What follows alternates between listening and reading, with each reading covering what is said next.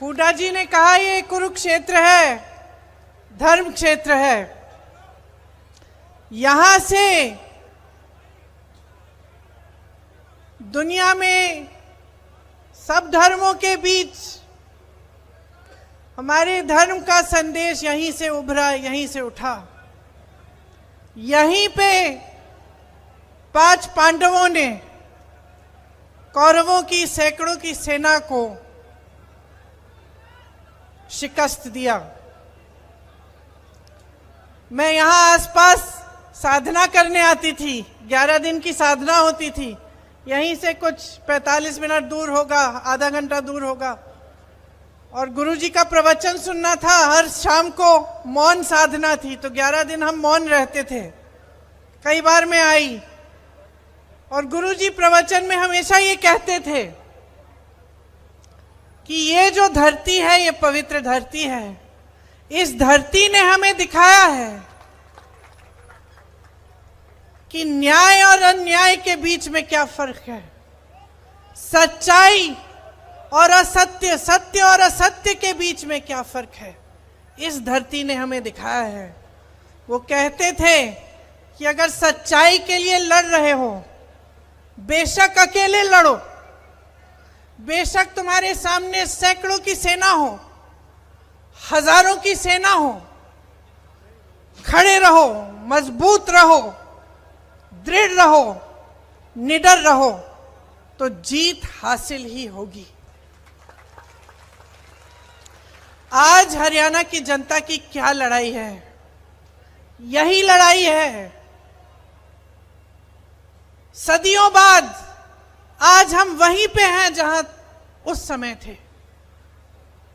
आज आप सत्य और असत्य की लड़ाई लड़ रहे हो, न्याय और अन्याय की लड़ाई लड़ रहे हो, और आप न्याय की तरफ खड़े हो, सच्चाई की तरफ खड़े हो। आपकी सच्चाई क्या है, आपका सत्य क्या है? मेरी बहनें बैठी हैं, क्या सत्य है आपका? आज महंगाई से जूझ रही हैं आप। गैस सिलेंडर 1200 का है। 2-3 दिनों में श्राद्ध खत्म होंगे, नवरात्रि शुरू होगी, त्योहार का समय है। दिल में खुशी भी है, घबराहट भी है। मेहमान आएंगे, लिपाई पुताई करानी है, घर को सजाना है, मेहमानों के लिए खाना पकाना है, त्योहार मनाना है। पैसे कहां से आएंगे? खरीदोगी कैसे? दुकान जाओगी, आधी चीजें खरीदोगी, आधी खाली हाथ आप वापस आ जाओगी। घबराहट है। जब कोई बीमार पड़ता है, बच्चा बीमार पड़ता है, बच्चे की फीस भरनी पड़ती है, घबराती हो। मेरे किसान भाई बैठे हैं, खेती में मेहनत करते हैं, दिन रात खून पसीना देते हैं इस देश के लिए। इस देश के अन्नदाता हैं आप। अपने बेटों को आप सरहद पे भेजते हैं हमारी सुरक्षा करने के लिए, देश की सुरक्षा के लिए। आज आपकी सच्चाई क्या है? ये सरकार सिर्फ काले कानून लाती है। यहीं पिपली में लाठी किस पे चलाई इन्होंने? देशद्रोही किसको कहा? आतंकवादी किसको कहा? हमारे देश के किसानों को, आपको। भूलिए मत कि आपकी सच्चाई आज जो है, इसमें बहुत बड़ा श्रेय इस 10 साल की भाजपा की सरकार में ने लिया है। इनका श्रेय है इसमें। यह सच्चाई कि आप किसानी से, खेती से आज कमा नहीं पा रहे हैं, आपको एमएसपी नहीं मिलता है। बड़े बड़े मंचों पे ऐलान करते हैं एमएसपी दे रहे हैं, और ऐसी फसलों पे देते हैं जो आप उगा ही नहीं रहे हैं। तो आपके आगे आपका भविष्य क्या है? नौजवानों का हरियाणा में आज भविष्य क्या है? बेरोजगारी ही दिख रही है, अंधकार ही दिख रहा है। जहां रोजगार पैदा करना था, वहां अग्निवीर की स्कीम ले आए। आप जाइए सरहद पे, शहीद भी हो जाइए, आपके परिवार को पेंशन नहीं मिलेगा।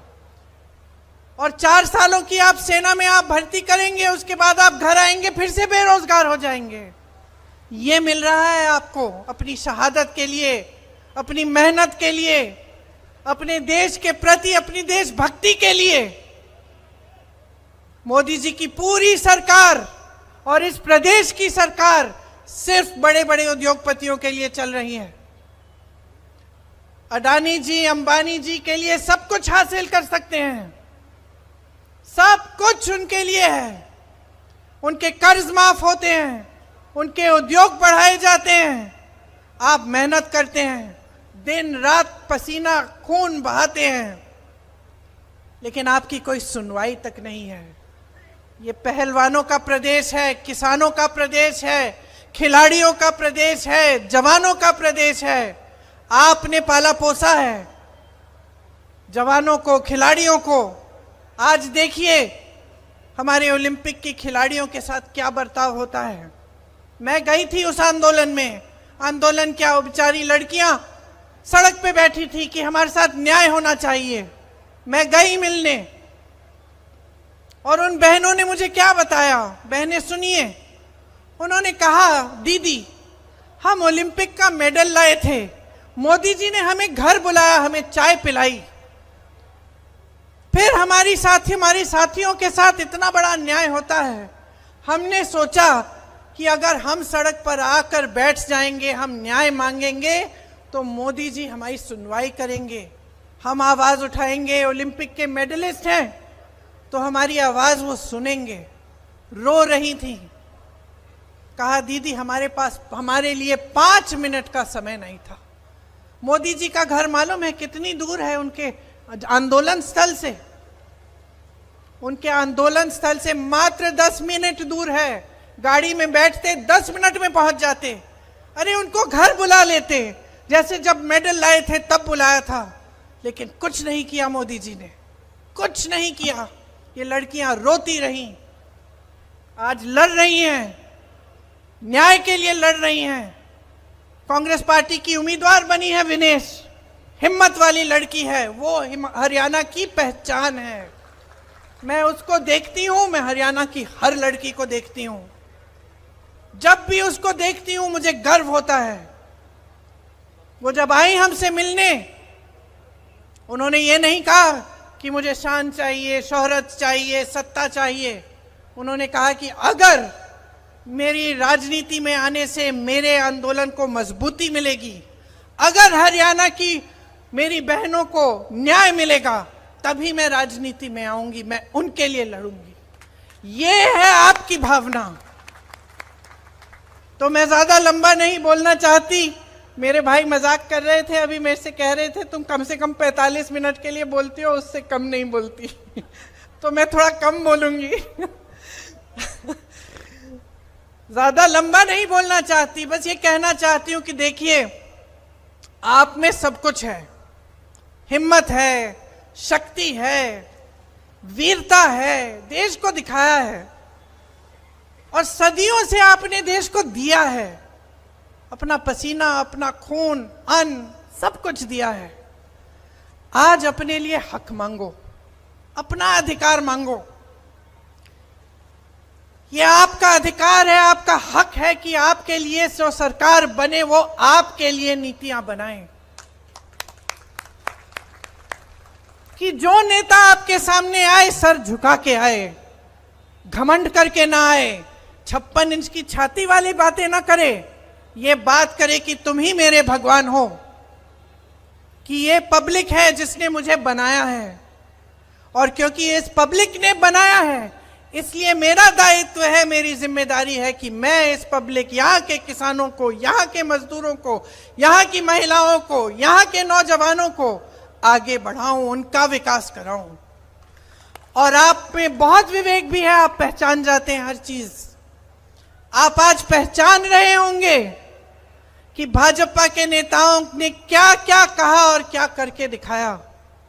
अभी भैया और मैं कुछ परिवारों से मिले, वो जो फैमिली आईडी है उसके बारे में वो बता रहे थे कि फैमिली की आईडी बनानी होती है, उसमें हर परिवार के सदस्य की आमदनी, चाहे 17-18 हो परिवार के सदस्य, चाहे अलग अलग परिवार के यूनिट ना हो, मतलब एक भाई, उसकी बीवी, उसके बच्चे, दूसरा भाई, उसकी बीवी, उसके बच्चे, सब की आमदनी जोड़ के सरकार क्या कर रही है, आपको सरकारी स्कीम से निकालने का काम कर रही है।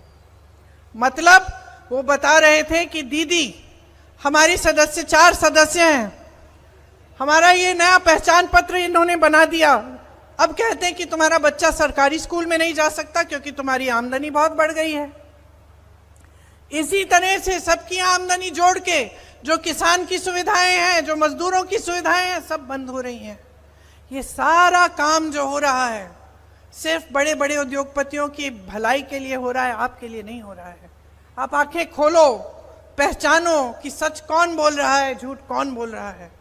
कौन 8000 किलोमीटर इस देश में चलता है इस देश को एक रखने के लिए, और कौन 8000 किलोमीटर दूर दुनिया के हर देश में भ्रमण करता है, लेकिन आपकी समस्याओं को सुनने के लिए, आपके किसानों से मिलने के लिए 5 मिनट नहीं निकालता। पहचान लीजिए कि आज जो आपकी सच्चाई है उसको आप ही बदल सकते हैं। आपका अधिकार है, आपका हक है, और इस संविधान ने आपको ये शक्ति दी है। ये जो गीता में बातें लिखी हैं सत्य और असत्य के बारे में, सत्यमेव जयते हमारे संविधान में भी लिखी हैं। समानता की बात, अधिकार की बात, हक की बात, न्याय की बात हमारे संविधान में लिखी है। आपको अधिकार दिया है, आपको वोट दिया है। आप सोच समझकर पूरे विवेक से इस वोट का इस्तेमाल करिए, एकजुट होकर करिए, किसी के बहकावे में मत आइए। ये वोट आपके लिए होना चाहिए, आपके बच्चों के भविष्य के लिए। माताएं बैठी हैं यहाँ, बहनें बैठी हैं, आपके बच्चों के भविष्य को मजबूत बनाने के लिए, आपकी खेती को मजबूत बनाने के लिए। ये जो नौजवान आप सरहद के पे भेजते हैं, इनके पेंशन के लिए होना चाहिए। आप अपने वोट को ऐसा इस्तेमाल करिए कि पूरे देश भर में गूंज उठे कि हरियाणा की जनता ऊब चुकी है, अब एक लहर आ रही है। कांग्रेस की लहर तो है, लेकिन आपके सम्मान की लहर भी है। आपका जो निरादर किया है इस भाजपा की 10 सालों की सरकार ने, आप उनसे न्याय लीजिए। आप कांग्रेस की सरकार बनाइए ताकि आपका भविष्य बदले।